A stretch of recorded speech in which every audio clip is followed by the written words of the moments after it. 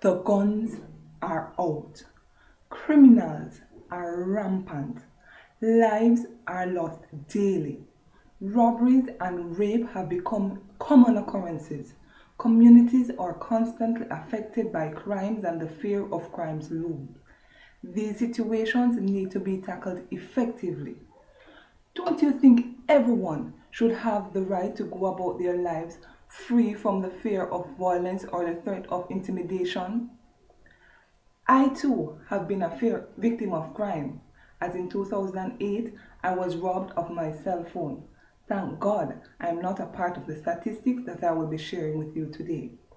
I am Jalicia, and today I'll be talking to you on crime and criminality in Jamaica, the effects it is having on our beautiful island Jamaica, and the causes of crime and criminality. First, let me start by giving you a brief overview of the crimes in Jamaica. According to information from the Jamaica Constabulary Force Statistics and Information Unit, 1,360 serious crimes were recorded for January 1st, 2016 to June 4th, 2016. These crimes include murders, shootings, rape, and aggravated assault. Acquisitionary crimes, which include break-ins, larceny, accounted for 1,293 for the same period. These statistics have caused many unfavorable comments. In recent years, the United Nations listed the island as having the world's sixth homicide rate.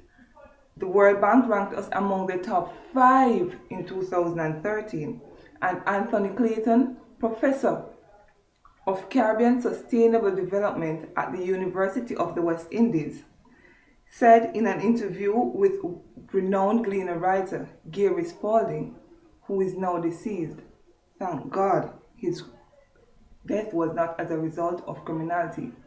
Sir Professor Clayton said, if you look at the crime rate in Jamaica, it is 8 times higher than the hottest war zone.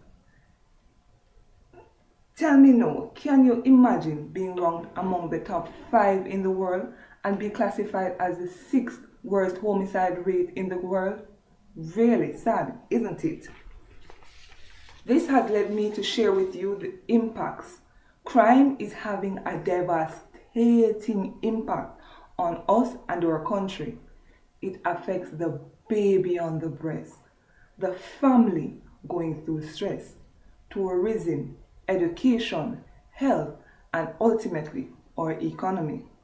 Crime pities no one and is robbing our country of much of its human potential. The high security cost drives up the buying price of export goods, making Jamaican-made products less competitive on the global market. This greatly affects Jamaica's potential for economic development and as such affects the entire population. Based on a 2004 estimate, the cost of violent crime is 4% of Jamaica's gross domestic product.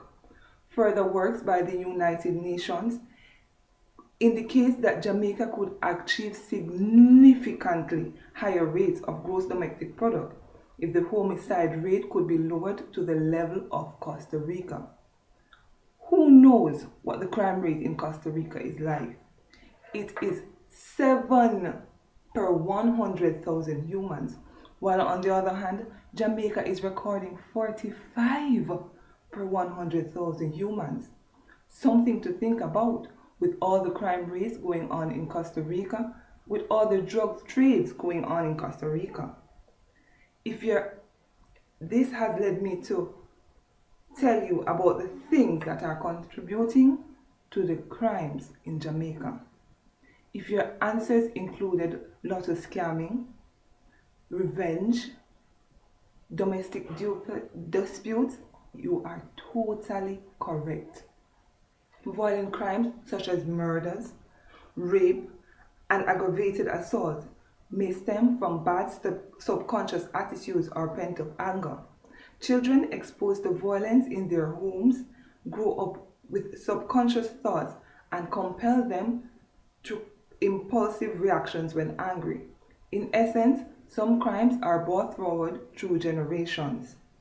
Other crimes are planned out for personal gain or vengeance. Let us look at one of the crimes we have mentioned above, and I want to focus on lottery scamming. Who remembered when we used to say the West is the best?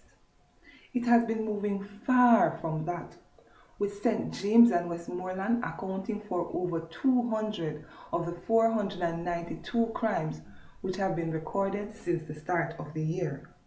Why? It is widely believed that lottery scamming is the main cause of this, because ill-gotten gains are being inequitably shared among themselves. This has led to murders, shooting, and general mayhem. So we have looked at the crime figures and how crime is impacting our lives and our country, how we are viewed by others. I'm sure we are all tired of this monster called crime.